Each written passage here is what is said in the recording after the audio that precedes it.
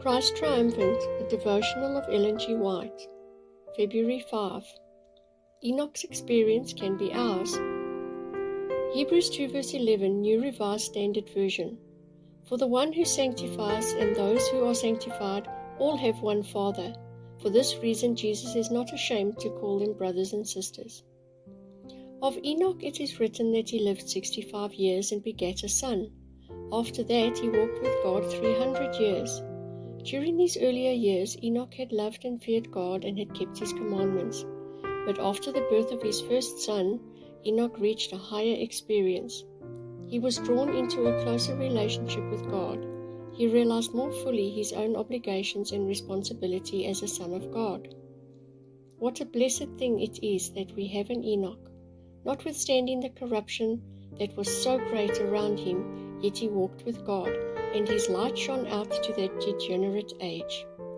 And if Enoch walked with God amid corruption then, why cannot men and women walk with God today, in this age of the world? Many of us know something of this experience. We know that in sadness and grief we feel very frail, but we know that Jesus is right by our side to sympathize with us, and he will help us. We can commune with our best friend. He is right by our side. We need not go into the heavens to bring him down, for he is right by us to help us.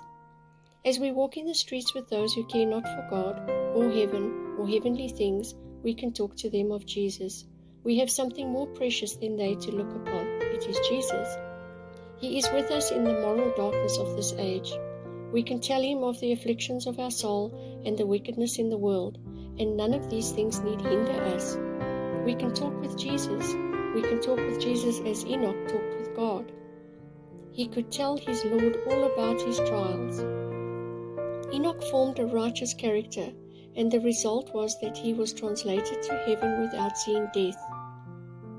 When the Lord shall come the second time, there will be some who will be translated without seeing death, and we want to know if we will be among that number.